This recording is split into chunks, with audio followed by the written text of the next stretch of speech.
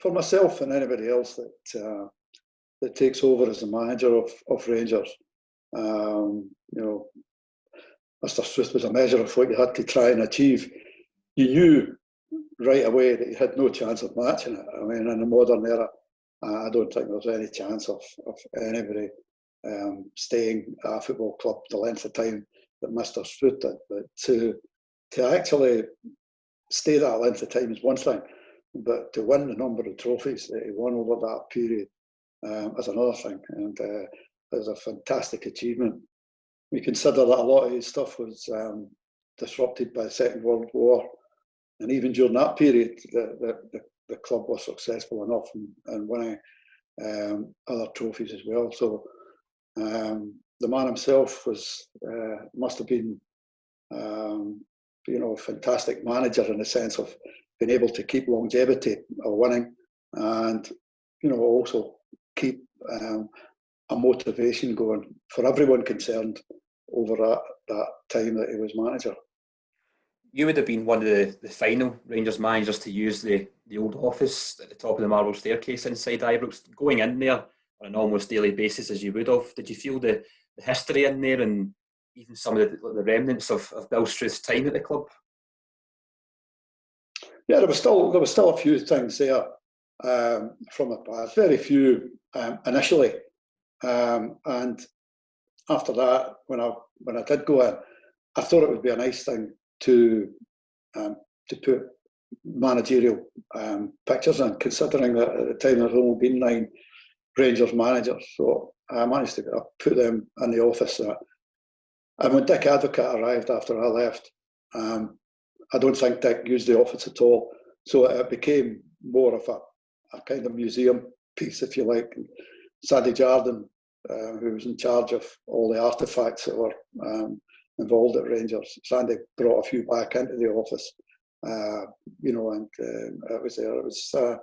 It was nice, but it was always a nice memory to have, every one of the managers around there. But as I say, every one of us were all really in the shadow of Mr. Struth, who sort of laid the standard for everyone else to try and achieve. Did you feel almost like a pressure as such to keep up the standards and traditions that Mr. Struth had laid down in the years beforehand? Yeah, a lot of them were there. He was obviously a strict disciplinarian. He gets a reputation of being that.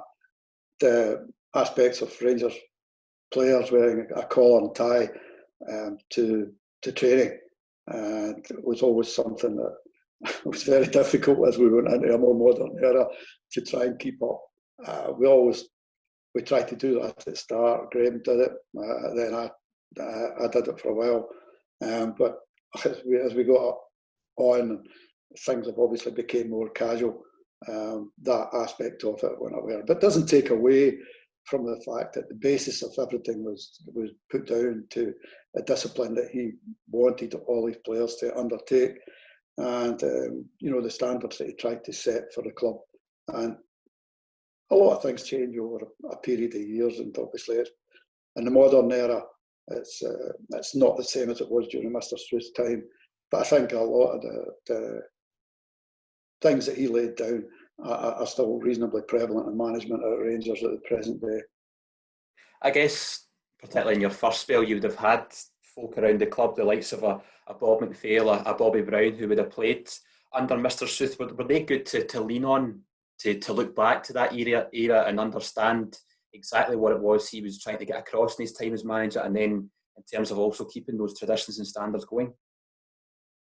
When I went to Rangers as assistant manager with Graham Souness, and when we were there, Willie Waddle was still there.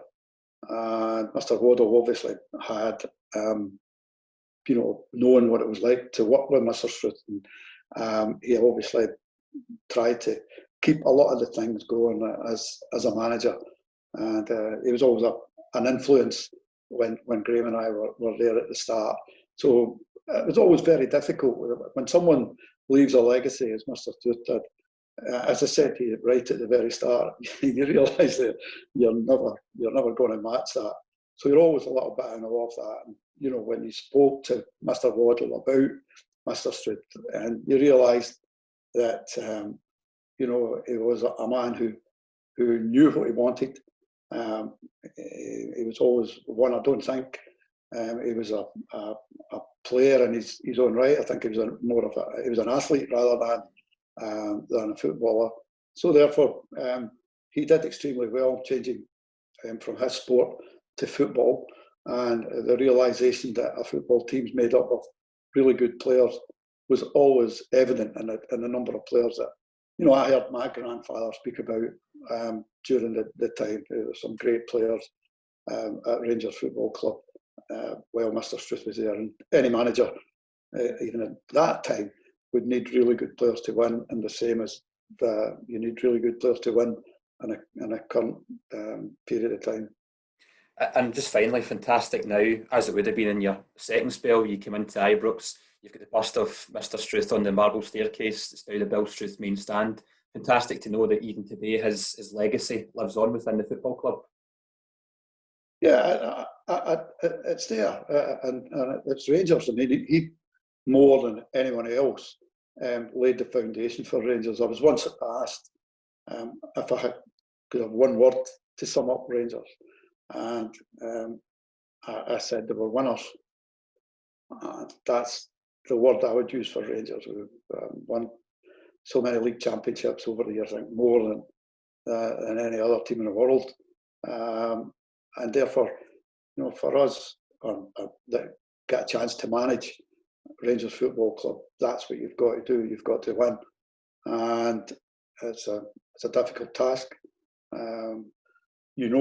As I said previously, there you have absolutely no chance of matching Mr. Struth's record. I don't think anybody will ever do that. But it's laid a template for every other manager to try and follow. And you know that when you come to Rangers, only winning is good enough. And during my own period of time there, we were fortunate enough to win, nowhere near what he won, but we were fortunate enough to win a few trophies. And that, I think, is something that, at Rangers, he is the person responsible more than anything else. Bill Struth was the one, as I keep saying, who laid the foundation for a modern Rangers.